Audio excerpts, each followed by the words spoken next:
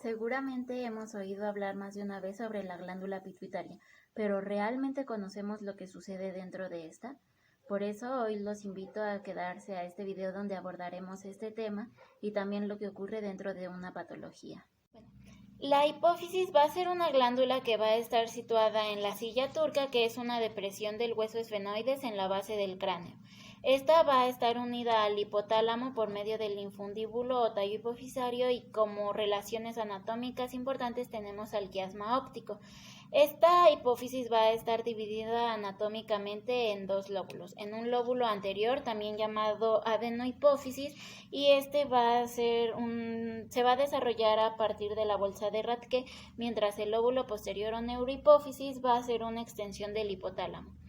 Dentro de esta adenohipófisis tenemos que se van a secretar 6 hormonas, mientras en la neurohipófisis va a ser el almacén de 2 hormonas, la oxitocina y la vasopresina. Estas hormonas del hipotálamo, que son hormonas tróficas, van a bajar a la glándula hipófisis por medio de ciertos estímulos. Estos son los 10 núcleos paraventriculares que van a estar constituyendo a lo que es el hipotálamo, y cuando se llega a un estímulo, nuestra hormona va a viajar por una red que es el sistema porta hipotálamo hipófisis, que es principalmente constituida por capilares fenestrados, que los tenemos representados con este color rojo. Entonces, bajo un estímulo, esta hormona va a viajar para llegar así a su lóbulo correspondiente. Esto es lo que va a pasar. Mientras que en la adenohipófisis van a viajar por una red de axones. Tenemos este ejemplo, bajo el estímulo va a llegar a su lóbulo correspondiente. Una vez estudiado la función fisiológica de la glándula pituitaria, es más fácil entender la patología. Por eso hoy vamos a hablar sobre el hipopituitarismo. Solo a modo de recordatorio vamos a hablar sobre un poco de anatomía. Como ya habíamos estudiado, la glándula pituitaria va a estar localizada en la silla turca del hueso esfenoides en la base del cráneo y va a estar unida al hipotálamo por medio del infundíbulo o también llamado tallo hipoficial. Y anatómicamente se va a dividir en 3 partes. Va a haber una región anterior también llamada adenohipófisis, encontramos a la pars media y una región posterior o también denominada como neurohipófisis. Esta es la tabla de contenidos que vamos a estar abarcando el día de hoy. En primer lugar vamos a dar una definición, seguido de la etiología, la clasificación, el cuadro clínico, el diagnóstico y el tratamiento de este hipopituitarismo. Primero que nada, ¿qué es hipopituitarismo? ¿De dónde viene este nombre? Bueno, hipo, este prefijo va a venir del griego y va a significar por debajo de lo normal. Es por eso que aquí hay una manita que está haciendo una seña de poquito, ¿no? Mientras que pituitarismo va a hacer alusión a la propia glándula pituitaria. Entonces, una vez estudiado esto, ahora sí vamos a definir qué es el hipopituitarismo. Y bueno, es un síndrome clínico que va a resultar de la deficiencia ya sea de una o varias hormonas hipofisiarias y por consiguiente va a haber una afectación de al menos 2 ejes, hipotálamo, hipófisis, glándula blanca. Bueno, pero ¿qué pasa si no solamente tengo deficiencia de una, 2 o 3 hormonas? ¿Qué pasa si no tengo ni una sola hormona? Bueno, a esto se le va a denominar panhipopituitarismo, a donde el prefijo pan hace alusión a una totalidad, y como ya lo habíamos mencionado, pituitarismo hace alusión a nuestra glándula pituitaria. Entonces aquí va a haber una ausencia de todas las hormonas hipofisiarias. Esto quiere decir que no se van a sintetizar hormonas corticotropas, tampoco va a haber síntesis de hormonas tirotropas, al igual que las hormonas gonadotropas, que son la hormona folículo-estimulante y la hormona luteinizante. Tampoco va a haber una síntesis de prolactina y por último, pero no menos importante, de la hormona de crecimiento. Pero si dijimos que en este panhipopituitarismo va a haber una ausencia de todas las hormonas hipofisiarias, entonces quiere decir que tampoco nuestra neurohipófisis va a estar sintetizando sus hormonas. Entonces tampoco va a haber síntesis de vasopresina u hormona antidiurética ni de oxitocina. Dentro de la epidemiología tenemos que va a haber una tasa de incidencia anual de 4.2 casos por cada 100.000 habitantes, mientras la tasa de prevalencia es de 45,5 por cada 100.000 habitantes. Una vez dicho esto, vamos a ir a la clasificación. Los hipopituitarismos se van a dividir en primarios y en secundarios, y vamos a comenzar con hablando del primario. En este, la lesión va a estar a nivel de la hipófisis, y esto se va a deber a la ausencia o la destrucción de las células hipofisiarias. Si la lesión se encuentra a este nivel, esta deberá afectar a más del 75% del parénquima de la glándula para que ésta sea sintomática y se produzca un fallo secundario de órganos o tejidos dianos. Entonces, a comparación del hipopituitarismo secundario, aquí la lesión se va a dar a nivel del hipotálamo o también puede ser en el tallo hipofisiario, lo que va a originar un déficit de estímulo sobre la hipófisis. Porque si recordamos, el hipotálamo va a es liberador, ¿no? Va a liberar estas hormonas que van a actuar a su vez en la hipófisis, que esta va a ser estimulante de otros órganos blancos. Entonces, no hay que olvidar que en el primario la lesión es a nivel de la hipófisis y se necesita la destrucción de más del 75% del parénquima para que este produzca síntomas, mientras en el secundario la lesión es a nivel del hipotálamo y ambos van a traer consigo un fallo secundario de órganos o glándulas blancos. Dentro de la etiología, tenemos que puede ser congénito o adquirido. Dentro de la etiología congénita va a ser por causas propias del desarrollo estructural o genético, que como su nombre lo dice, se va a nacer con él, ¿no? Y el de mayor prevalencia va a ser el síndrome de silla vacía, sin olvidar que este síndrome también puede ser adquirido. Mientras que en la etiología adquirida es la que vamos a ahondar más el día de hoy, y esta es un cuadro de las causas que representan la etiología adquirida para este hipopituitarismo.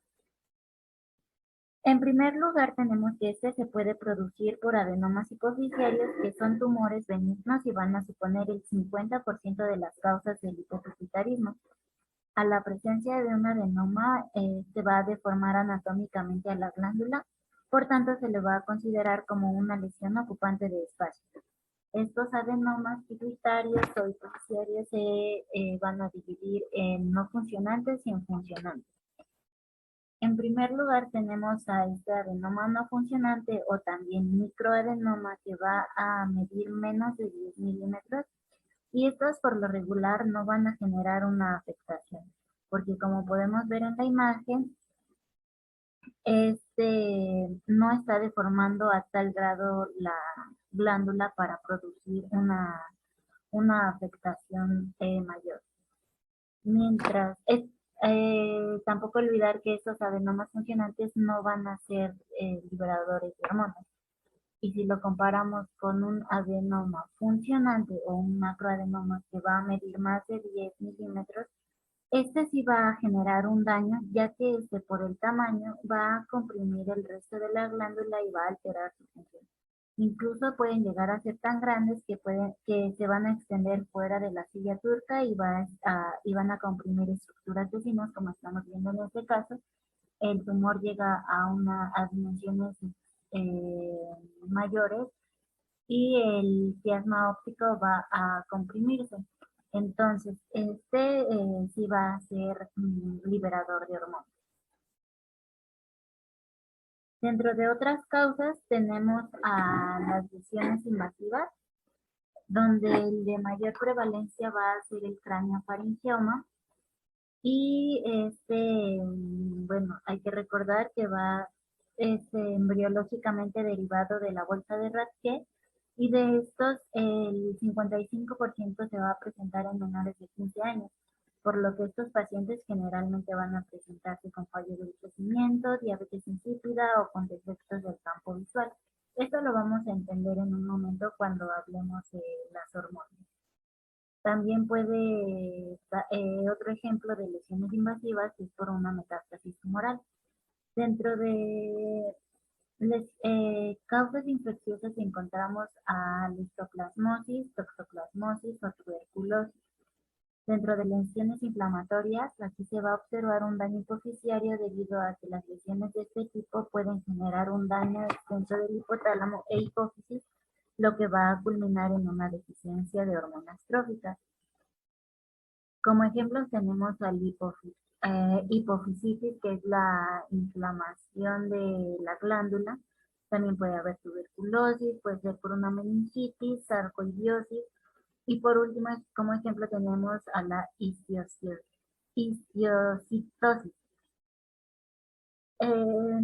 En causas hemorrágicas tenemos como mayor ejemplo el síndrome de Sheehan, que va a ser asociado a una hemorragia durante el parto.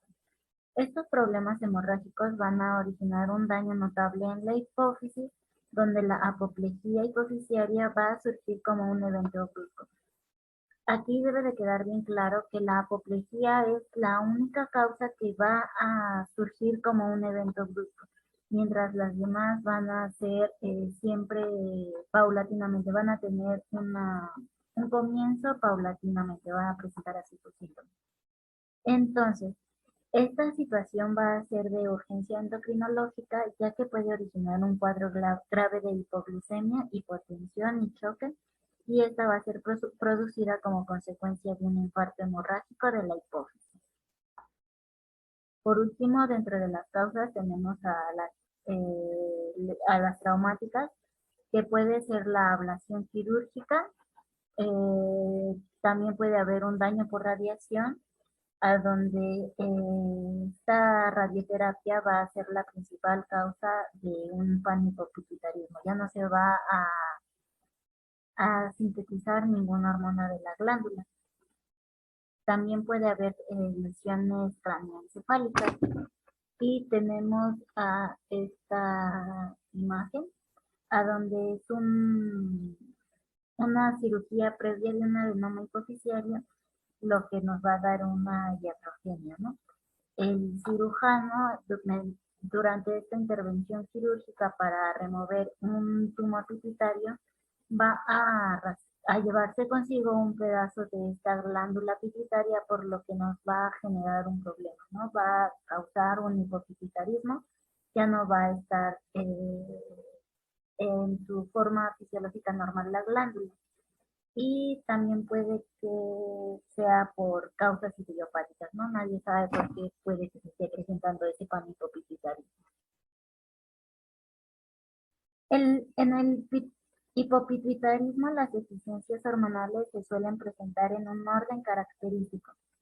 Generalmente, la primera hormona que vamos a encontrar deficiente va a ser la hormona del crecimiento. Esto debido a que sus células dentro de esta glándula van a abarcar hasta un 50%, mientras las otras las vamos a encontrar en menor porcentaje. Entonces es por eso que la hormona del crecimiento es la primera que se va a encontrar ausente.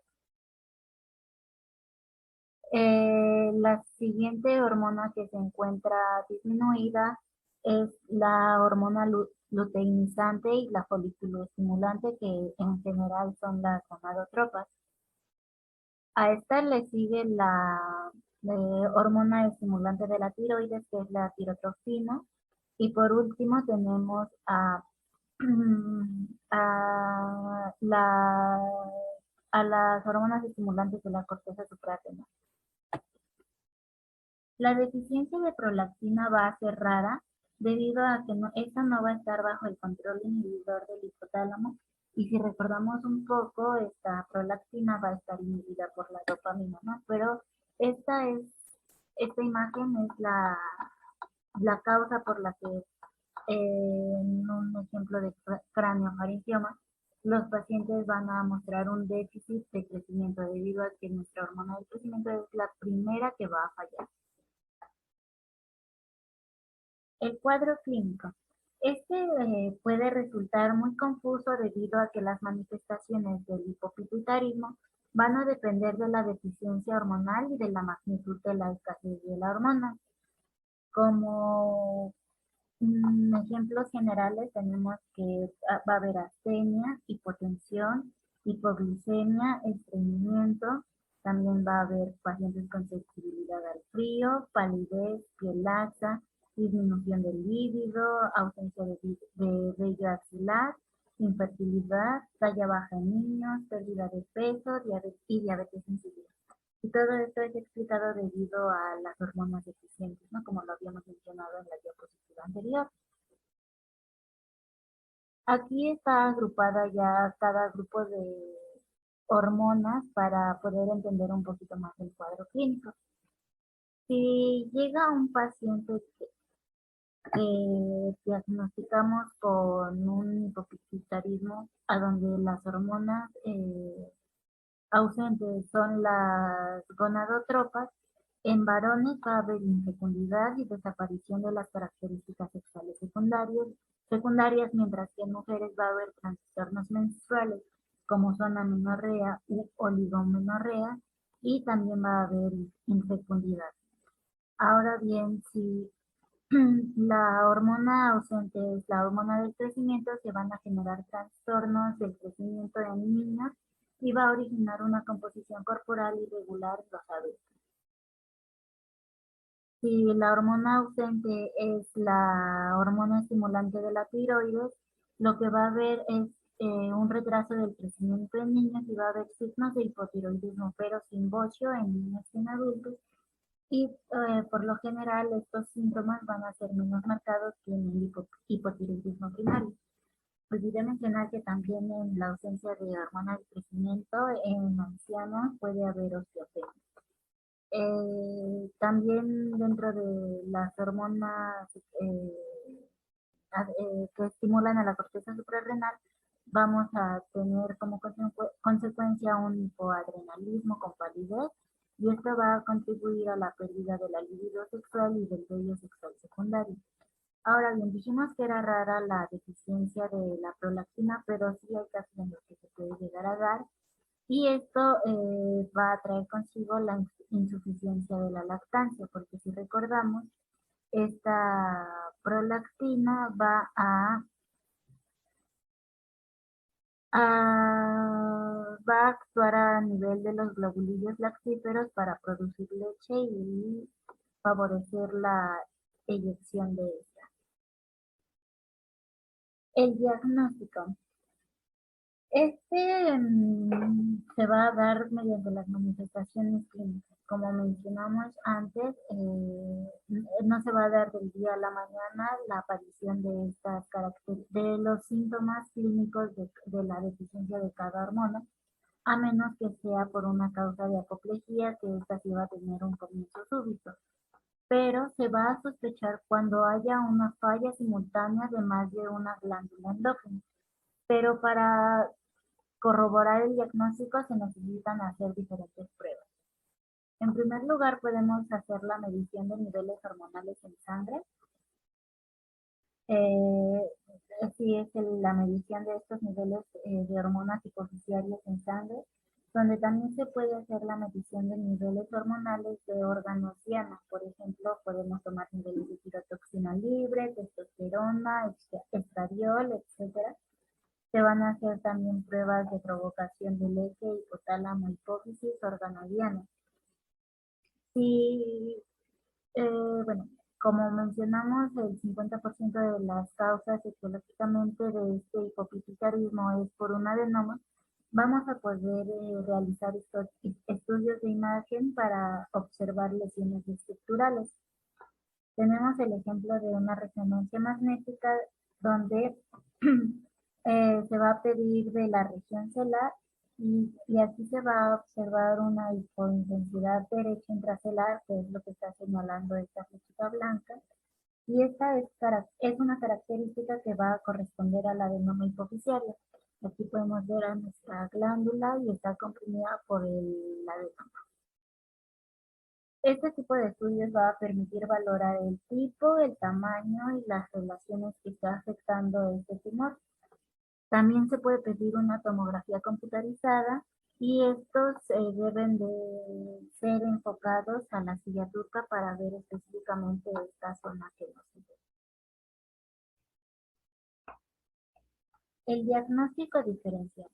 Bueno, debemos de realizarlo con anorexia nerviosa y desnutrición debido a que estas lesiones hipotalámicas que van a provocar el hipopituitarismo también suelen afectar los centros que controlan el apetito, ¿no? Por eso es importante realizar ese diagnóstico. También puede hacerse con una hepatopatía crónica o con una enfermedad de las otras glándulas endocrinas, porque aquí nuestra glándula no va a estar produciendo o sintetizando estas hormonas que deben de llegar o que deben de ser estimuladas para que nuestro órgano funcione correctamente. Por eso se puede sospechar de esta enfermedad de otras glándulas endocrinas. Por último tenemos el tratamiento. Aquí vamos a administrar hormonas como un procedimiento de reposición. Al no estarse produciendo, nosotros se las debemos de dar de una forma